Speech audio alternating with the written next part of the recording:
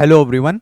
आज के इस लेक्चर में हम लोग जानेंगे कोड ऑफ सिविल प्रोसीजर 1908 के अंदर ऑर्डर 10 के बारे में, ऑर्डर 11, ऑर्डर 12, ऑर्डर 13 और ऑर्डर 14 के बारे में। देखिए, अब इसके अंदर जाने से पहले कुछ बेसिक चीजें हम लोग समझ लेते हैं। देखिए, कुछ अहम स्टेजेस होती हैं एक सिविल सूट के अंदर। देखिए, यहां पे हमने कई स्टेजेस लिखी हैं सिविल सूट की। एक स्टेज हो गई प्लीडिंग्स की, जैसे आप यहां पे देख सकते हैं। एक स्टेज हो गई प्लीडिंग्स की। दूसरी अहम स्टेज आती है वो है फ्रेमिंग ऑफ इश्यूज। फिर तीसरी अहम स्टेज होती है ट्रायल की। फिर एक स्टेज हम लोग और ऐड कर लेते हैं और वो है जजमेंट आने की स्टेज। जजमेंट आता है, डिक्री, फिर उसके बाद एग्जीक्यूशन ऑफ अ डिक्री। तो ये कुछ अहम स्टेजेस होती हैं। जैसे देखिए, प्लीडिंग्स के अंदर क्या होता है, जब पार्टीज अपनी प्लीडिंग्स फाइल करती है, तो जैसे प्लेंटिफ ने यहाँ पे अपनी प्लेंट फाइल करी, ये प्लेंटिफ की प्लीडिंग हो गई। फिर डिफेंडेंट यहाँ पे अपना रिटन स्टेटमेंट फाइल करता है। उसके बाद केस आगे बढ़ता है। फिर उसके बाद नेक्स्ट अहम स्टेज आती है फ्रेमिंग ऑफ इश्यूज, यानी अब इस प्लेंटिफ और डिफेंडेंट के बीच में क्या टकराव है, इसका कोर्ट इशू फ्रेम करता है। फिर ये इशू जो है जजमेंट के अंदर लिखा जाता है कि कोर्ट ने क्या इशू डिसाइड किया, तो उसी को यहां पे बताया गया है framing of issues. Court issues frame कर देता है। जब इश्यूज फ्रेम हो जाते हैं तो फिर ट्रायल शुरू होता है कोर्ट में। फिर दोनों पार्टी अपने अपने गवाहों को बुलाती है, अपने अपने सबूत देती है। ट्रायल शुरू होता है, इसमें पार्टीज का एग्जामिनेशन होता है, examination in chief, cross examination. फिर उसके बाद जब ट्रायल खत्म हो जाता है तो कोर्ट इसके अंदर जजमेंट प्रोनाउंस करता है। फिर जजमेंट प्रोनाउंस आने के बाद डिक्री ड्रॉ करी जाती है। फिर डिक्री के लिए एग्जीक्यूशन ऑफ डिक्री होती है। ठीक है, आइए अब हम लोग आते हैं ऑर्डर 10 पे। सबसे पहले तो देखिए, ऑर्डर 10 जो है सीपीसी का, it deals in examination of parties by court. Parties का एग्जामिनेशन कोर्ट के द्वारा। एग्जामिनेशन मतलब उनसे पूछताछ करना। अब देखिए, ये जो ऑर्डर 10 है, इसमें कोर्ट जो है दो तरीके के एग्जामिनेशन करती है। एक एग्जामिनेशन जो है कोर्ट करती है ये पता करने के लिए कि पार्टीज के बीच में एडमिशंस और डिनाइल्स क्या क्या हैं, और एक कोर्ट इसके अंदर एग्जामिनेशन करती है वो पता करने के लिए, ये थोड़ा सा ब्रॉड होता है एग्जामिनेशन, थोड़ा सा ब्रॉड पिक्चर पता करने के लिए कि पार्टीज के बीच में मसला क्या है। यहां पे एडमिशंस एंड डिनाइल्स, ये ऑर्डर 10 के रूल 1 में बताया गया है, एडमिशंस एंड डिनाइल्स। और यहां पे रूल 2 में examination to elucidate matters into controversy, actually में इनके बीच में मसला क्या है।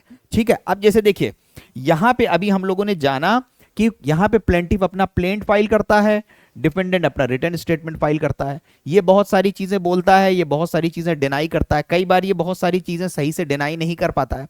तो कोर्ट समझने की कोशिश ये करता है कि इनके और इनके बीच में क्या क्या चीजें ये एक्सेप्ट कर रहे हैं, क्या क्या चीजें डिनाई कर रहे हैं। इससे कई फायदे हो जाते हैं। अगर इसकी कुछ बातें इसने एक्सेप्ट कर लिया तो उसे डिसाइड करने की जरूरत नहीं है। Facts admitted need not be proved. ठीक है, अगर मान लीजिए इसने इसकी बात एक्सेप्ट कर लिया डिफेंडेंट ने, तो जरूरी नहीं है फिर उस चीज को डिसाइड करना। ठीक है, अब आइए वापस चलते हैं।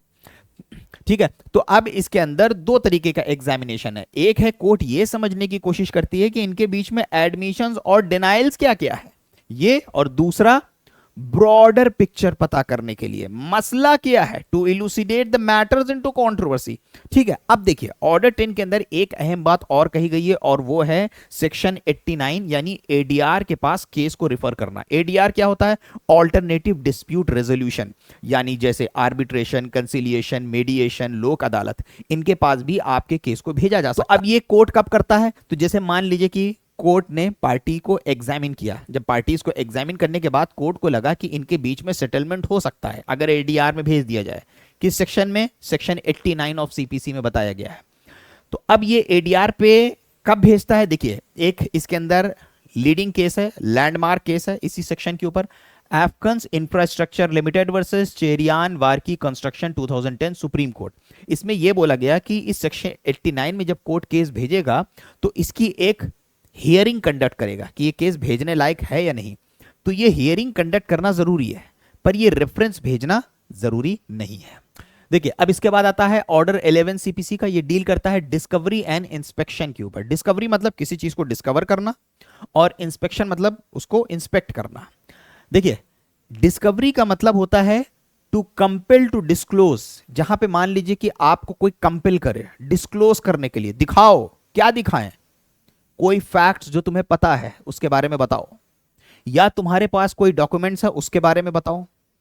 तो डिस्कवरी का मतलब जब आपसे कोई फैक्ट्स और डॉक्यूमेंट्स के बारे में पूछा जाए, यही होती है डिस्कवरी। तो क्या पता चला हम लोगों को कि डिस्कवरी जो है दो तरीके की होती है, एक फैक्ट्स की डिस्कवरी और एक डॉक्यूमेंट्स की डिस्कवरी। ठीक है, फैक्ट्स की डिस्कवरी। अब जो फैक्ट्स की डिस्कवरी होती है उसी को इस ऑर्डर में कहा गया है डिस्कवरी बाय इंटरोगेटरीज, और जो डॉक्यूमेंट्स की डिस्कवरी है उसको यहां पे कहा गया है डिस्कवरी ऑफ डॉक्यूमेंट्स। ठीक है, तो अब ये फैक्ट्स, फैक्ट्स मतलब कोई बात आपको पता है आपसे पूछना, यही हो गई डिस्कवरी ऑफ फैक्ट्स। तो इसको यहां पे क्या बोला गया है, डिस्कवरी बाय इंटरोगेटरीज। अब आपसे कैसे पूछा जाएगा ये सवाल, डिस्कवरी बाय इंटरोगेटरीज का मतलब यह हुआ कि इंटरोगेटरीज मतलब रिटन क्वेश्चंस, आपको रिटन क्वेश्चंस सर्व किए जाएंगे जिनका जवाब आपको देना होगा। It is during the pendency of the suit. अब आप पूछोगे कि सर ये कब हो रहा है, तो देखिए फिर आते हैं हम लोग वापस यहां पे।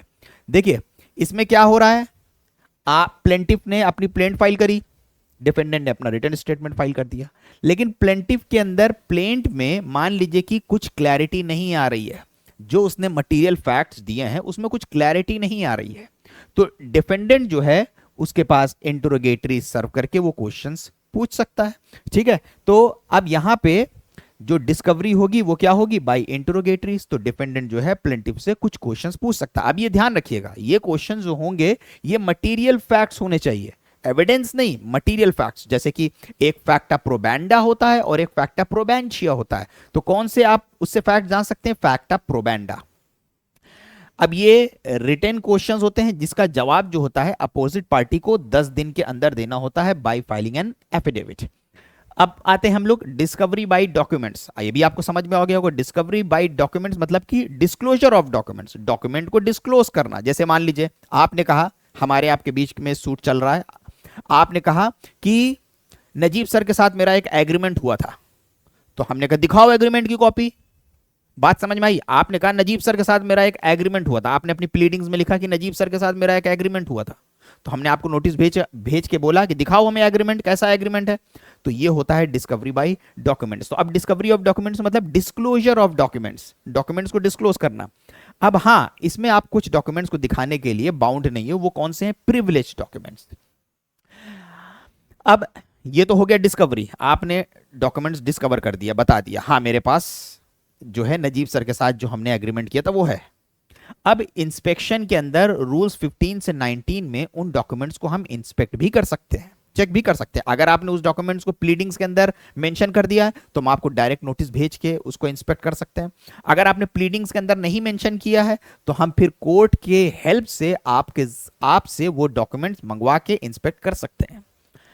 अगर हम लोगों ने इसको कॉम्प्लाई नहीं किया, अगर इन रूल्स को कॉम्प्लाई नहीं किया, यानी आपके पास इंटरोगेटरीज गई, जवाब नहीं दे रहे हो, डॉक्यूमेंट्स बोला गया नहीं दिखा रहे हो, तो अगर if you are being a plaintiff आपका सूट डिसमिस हो सकता है, और अगर डिफेंडेंट हुए तो हमारा जो डिफेंस होगा इसको स्ट्रॉक ऑफ कर दिया जाएगा। चलिए अब आगे बढ़ते हैं। अब इसके बाद आता है ऑर्डर 12 सीपीसी का। It deals in admission. Admission का मतलब टू एडमिट द क्लेम। जैसे मान लीजिए कि मैं ये बोलूं, मैं आपके अगेंस्ट सूट फाइल करूं और ये बोलूं कि आपने मुझसे 1 लाख रुपए उधार लिया था और अभी तक मुझे लौटाया नहीं है। आपने ये कहा हाँ मैंने लिया था और अभी तक लौटाया नहीं है, ये क्या हो गया, एडमिशन। तो एडमिशन का मतलब टू एडमिट कर लेना किसी क्लेम को। तो अब ये एडमिशन जो है ये खुद में एक सबूत है, that's why it is covered under the Indian evidence act. Indian evidence act के अंदर पूरा एडमिशन का एक टॉपिक है। क्यों, क्योंकि एडमिशन खुद में एक सबूत होता है। तो अगर आपने कोई चीज एडमिट कर लिया ये एक सबूत है, ये एक सबूत है कि हाँ हमारा जो क्लेम है वो सही है, तो कोर्ट इसके बेसिस पे जजमेंट पास कर सकता है। इसके बेसिस पे, आपके एडमिशन के बेसिस पे कोर्ट जजमेंट प्रोनाउंस कर सकता है, तो ये एक सबूत होता है। देखिए सेक्शन 53 ऑफ बीएसए भारतीय साक्ष्य अधिनियम which corresponds to section 58 of Indian Evidence Act, ये कह रहा है facts admitted need not be proved। अब अगर आप मान लीजिए कि आपने कोर्ट के अंदर कोई एडमिशन कर दिया, मैंने कहा आपने 1 लाख रुपए लिया, आपने कहा हाँ लिया है और वापस नहीं किया, एडमिशन हो गया। अब पूरा उसके अंदर केस में ट्रायल चला के एविडेंस लेने की क्या जरूरत है, कोर्ट चाहे तो उस एडमिशन के बेसिस पे जजमेंट प्रोनाउंस कर सकता है। ठीक है, तो यही होता है एडमिशन। तो अब देखिए एडमिशन आप किस किस स्टेजेस पे कर सकते हैं, बहुत सारी जगह पे कर सकते हैं, प्लीडिंग्स में, एग्जामिनेशन के दौरान, एग्रीमेंट के जरिए, आंसर टू इंटरोगेटरीज। अब देखिए ये जो एडमिशंस हैं ये भी 2 तरीके के हो सकते हैं, एक तो फैक्ट्स को लेके एडमिशन हो सकता है, एक डॉक्यूमेंट्स को लेके एडमिशन हो सकता है। कि कोई फैक्ट्स आप जानते हो या कोई डॉक्यूमेंट्स है, उसके लिए आप एडमिशन कर सकते हो। तो अगर मान लीजिए कि कोई फैक्ट्स है कि हमने आपके अगेंस्ट सूट फाइल किया for the recovery of 1 lakh rupees कि आप हमें ओ करते हो और आपने अभी तक हमें नहीं लौटाया है, तो इसके लिए क्या होगा, हम आपको 9 दिन, हियरिंग से 9 दिन पहले, कम से कम 9 दिन पहले आपको एक नोटिस भेजेंगे जिसका जवाब आपको 6 दिन के अंदर देना होगा। उसके साथ साथ एक हो सकता है एडमिशन जो है डॉक्यूमेंट्स का, तो डॉक्यूमेंट्स का एडमिशन का रिप्लाई जो है आपको 7 दिन के अंदर देना होगा। अब अगर मान लीजिए कि किसी केस के अंदर एडमिशन हो जाता है, तो रूल 6 ऑर्डर 12 रूल 6 के अंदर यह बताया गया है कि कोर्ट के पास पावर है कि कोर्ट उस बेसिस पे जजमेंट प्रोनाउंस कर सकता है, कोर्ट उस बेसिस पे जजमेंट प्रोनाउंस कर सकता है। इसमें पार्टीज भी एप्लीकेशन दे सकती है कि आपने कोई एडमिशन कर दिया, हम कोर्ट के अंदर एप्लीकेशन दे दें कि कोर्ट इस पे जजमेंट प्रोनाउंस कर दे। चलिए अब आगे बढ़ते हैं। अब इसके बाद आता है ऑर्डर 13। ऑर्डर 13 जो है सीपीसी का, ये कहता है all documents must be produced before settlement of issues, कि जितने भी आपके पास डॉक्यूमेंट्स हैं, क्योंकि आमतौर पे क्या होता है जब हम लोग अपनी प्लीडिंग्स फाइल करते हैं तो हम लोग ओरिजिनल डॉक्यूमेंट्स प्लीडिंग के साथ नहीं लगाते हैं। मान लीजिए डॉक्यूमेंट्स इधर उधर खो जाए, तो अब ये ऑर्डर 13 कह रहा है कि इश्यूज के सेटलमेंट से पहले जो आपके पास ओरिजिनल डॉक्यूमेंट्स होंगे उनको आपको प्रोड्यूस करना होगा। अब जब हम लोग ओरिजिनल डॉक्यूमेंट्स प्रोड्यूस करते हैं तो अब ये ऑर्डर 13 बताता उन डॉक्यूमेंट्स का क्या होगा। तो अब इसके अंदर बताया गया है कि अगर वो डॉक्यूमेंट्स जो है अगर मान लीजिए इररिलेवेंट हुए या कोर्ट में इनएडमिसिबल हुए तो कोर्ट उनको रिजेक्ट कर सकता है, रूल 3 में बताया गया है। इसके साथ साथ अगर मान लीजिए कि वो डॉक्यूमेंट्स बड़े अहम हैं और कोर्ट को लगता है कि इनके साथ छेड़छाड़ करी जा सकती है, तो कोर्ट उनको इंपाउंड भी कर सकता है, अपनी कस्टडी में भी रख सकता है, ये रूल 8 के अंदर। उसके साथ साथ कुछ डॉक्यूमेंट्स इसके अंदर एग्जेम्प्टेड हैं जिनको इस्तेमाल किया जाएगा, जैसे क्रॉस एग्जामिनेशन के लिए या विटनेस की मेमोरी को रिफ्रेश करने के लिए। अब मान लीजिए कि आपका केस खत्म हो गया, जब केस खत्म हो जाएगा तो मेरे डॉक्यूमेंट्स मुझे लौटा दीजिए, रिटर्न ऑफ डॉक्यूमेंट्स, रूल 9 में आपके डॉक्यूमेंट्स आपको वापस हो जाएंगे। अब मान लीजिए कि सूट डिसाइड हो गया लेकिन अभी अपील का टाइम बचा हुआ है, तो अगर जब अपील का टाइम खत्म हो जाएगा उस वक्त, या अगर अपील हो गई है तो जब अपील डिसाइड हो जाएगी आपको आपका जो डॉक्यूमेंट्स होगा वो मिल जाएगा।